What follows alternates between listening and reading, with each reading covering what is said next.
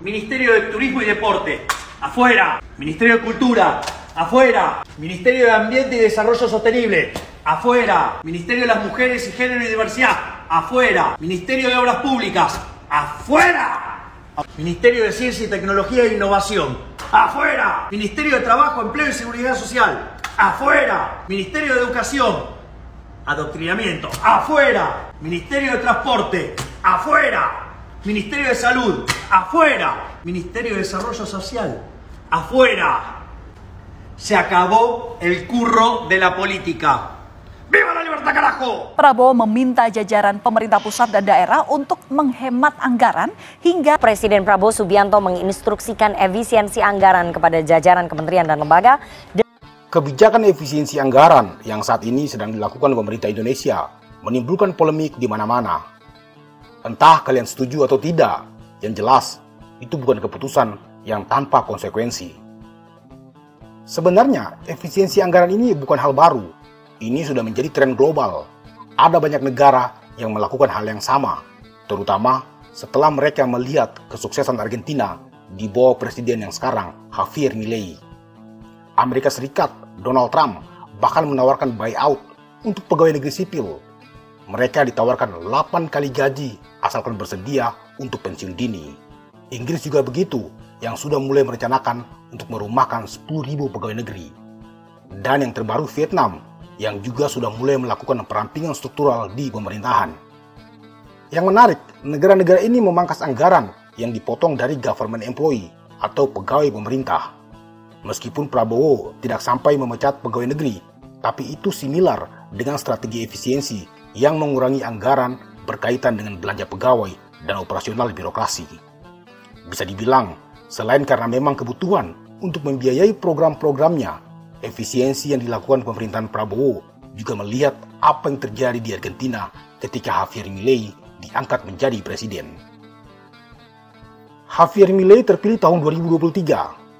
Tahun 2024 atau 1 tahun pertama dia menjabat, Javier Milei memecat sekitar 30.000 pegawai negeri sipil atau hampir 10% dari total pegawai pemerintahannya. Keputusan itu diambil karena beban anggaran Argentina sudah terlalu besar. Apalagi dari tahun 2012 sampai tahun 2023 Argentina mengalami defisit ekonomi. Bahkan tahun 2018 mereka mengalami resesi yang sangat parah. Salah satunya karena memang anggaran negara habis akibat program-program populis pemerintahan sebelumnya. Jadi sebelum Javier Milei jadi presiden, Argentina itu dipimpin oleh presiden-presiden berhaluan kiri. Dari Cristina Fernandez, Mauricio Macri, dan yang terakhir itu adalah Alberto Fernandez. Mereka-mereka ini banyak melakukan kebijakan populis dengan memperluas jaminan sosial, subsidi besar-besaran yang otomatis membebani anggaran negara. Ketika ekonomi mulai runtuh, lapangan kerja juga menyempit. Bukannya melakukan penghematan, pemerintah Argentina justru banyak mengangkat pegawai negeri sipil. Tujuannya mungkin baik untuk memberikan pekerjaan. Bayangkan, dari seluruh total pekerja di Argentina, sekitar 15% adalah pegawai negeri sipil. Dan ketika Javier Milei berkuasa, hampir semua subsidi dipangkas, 18 kementerian, 200 lembaga negara, dan 100 sekretariat ditutup. 50% posisi tinggi di aparatur sipil pemerintahan diberhentikan, termasuk 30% jabatan politik ditiadakan. Hasilnya memang dahsyat. Setelah bertahun-tahun mengalami defisit anggaran, tahun 2025 Argentina untuk pertama kalinya mencatat rekor surplus hampir 2 miliar US dollar. Padahal di bulan April 2024 mereka masih mengalami inflasi hampir 300%. Tentu saja ini menjadi peristiwa penting dalam sejarah Argentina yang kemudian menjadi role model bagi negara-negara lain, termasuk mungkin untuk Indonesia. Tapi, apakah bisa kesuksesan di Argentina kita terapkan di Indonesia? Jumlah penduduk Argentina mencapai 46 juta jiwa. Pegawai negerinya sekitar 3 juta orang. Sementara, lapangan pekerjaan yang tersedia hanya mampu menyerap 20 juta orang, termasuk pegawai negeri. 3 juta pegawai negeri ini setara dengan sekitar 6% dari total populasi, atau 15% dari total distribusi pekerjaan. Angka ini akan dianggap tidak efisien karena membebani keuangan negara apalagi dalam situasi ekonomi yang sulit. Sedangkan Indonesia, jumlah penduduk kita mencapai 278 juta, dan total pekerjaan yang tersedia itu sekitar 150 juta, termasuk 4,3 juta adalah pegawai negeri sipil. Dari 4,3 juta ini, artinya hanya sekitar 2,7%, atau kalau ditotal dengan populasi, maka pegawai negeri sipil kita tidak sampai 2% dari total populasi Indonesia. Angka 2% ini sudah sangat di bawah rata-rata global yang mensyaratkan 5-10%. Memang, dari banyak peristiwa yang menggemparkan publik adalah korupsi dan gaya hidup mewah oknum-oknum pejabat pegawai negeri sipil. Yang paling sering disorot, pegawai pajak. Bahkan yang terbaru, Dirjen di Kementerian Keuangan ditangkap oleh Komisi Pemberantasan Korupsi. Sangat tidak salah jika banyak orang memandang negatif pejabat pegawai negeri sipil. Meskipun kenyataannya mungkin tidak bisa selalu seperti itu. Di daerah-daerah terpencil, pekerjaan paling dibutuhkan adalah pegawai negeri, dan kehadiran mereka untuk menegaskan bahwa negara ada dan melakukan pelayanan publik. Wilayah Indonesia tidak sama dengan Argentina. Daratannya memang lebih besar Argentina, tapi wilayah yurisdiksi Indonesia termasuk laut, perairan, dan zona ekonomi eksklusifnya itu adalah salah satu yang terbesar di dunia, sekitar 8 juta kilometer.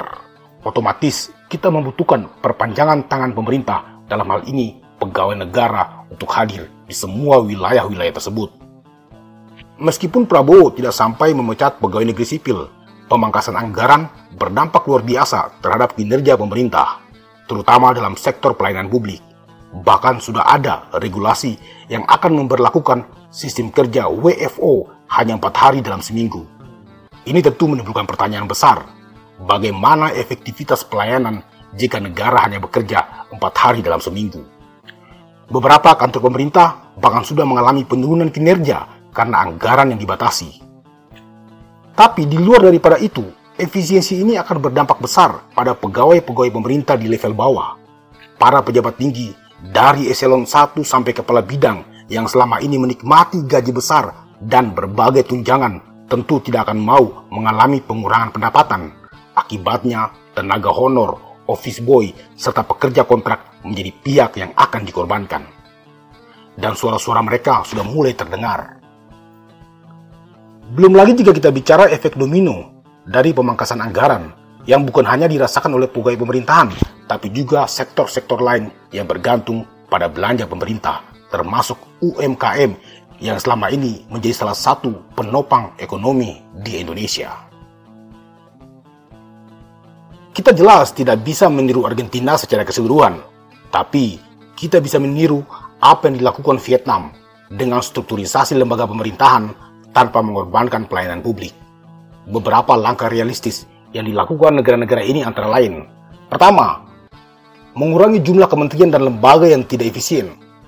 Banyak kementerian dan lembaga negara dengan fungsi yang tidak jelas, bahkan tumpang tindih. Keberadaan mereka justru membebani anggaran. Yang kedua, menghapus jabatan politik yang tidak esensial. Staf-staf khusus tanpa kontribusi nyata hanya jadi beban anggaran. Mereka ini seringkali menerima gaji dan tunjangan luar biasa, tapi tanpa tugas dan fungsi yang nyata dampaknya bagi negara. Yang ketiga, nah ini yang cukup penting, melakukan evaluasi dan asesmen kinerja semua aparatur negara secara radikal dan berkala. Jika hasil asesmennya menunjukkan kinerja yang buruk atau kontribusi yang minim terhadap pelayanan publik, maka perlu diterapkan mekanisme sanksi tegas, yaitu pemecatan. Pendekatan ini penting untuk memastikan bahwa hanya pegawai negeri yang benar-benar kompeten dan berdedikasi yang tetap berada dalam sistem birokrasi, sehingga anggaran negara digunakan secara lebih efisien dan efektif. Perjalanan dinas ke luar negeri memang sudah harus dihentikan karena tidak punya kontribusi pada perekonomian kita. Tapi perjalanan dinas ke daerah, utamanya daerah-daerah terpencil, justru perlu dipertahankan, bahkan jika perlu dilakukan sesering mungkin. Karena perjalanan dinas ke daerah memiliki efek positif yang nyata bagi ekonomi masyarakat lokal. Misalnya, kunjungan pejabat atau pegawai pemerintahan dari pusat ke daerah berdampak pada pendapatan hotel-hotel lokal, rumah makan, hingga UMKM daerah setempat. Ini seperti menciptakan sistem transfer keuangan secara tidak resmi dari pusat ke daerah. Oleh karena itu, alih-alih menghapus seluruh anggaran perjalanan dinas, pemerintah harus lebih selektif dengan mengedepankan perjalanan dinas ke daerah-daerah terpencil. Kesimpulannya, efisiensi anggaran ini memang harus dilakukan dengan strategi yang tepat. Model efisiensi mungkin memang bisa berhasil di satu negara, tapi belum tentu juga berhasil di negara lain. Karena ada banyak negara yang justru gagal setelah melakukan hal yang sama. Yunani, Portugal, dan Spanyol misalnya. Jangan sampai kebijakan yang niatnya untuk menyelamatkan keuangan negara justru memperburuk situasi. Atau kalian mungkin punya pendapat yang berbeda? Silakan.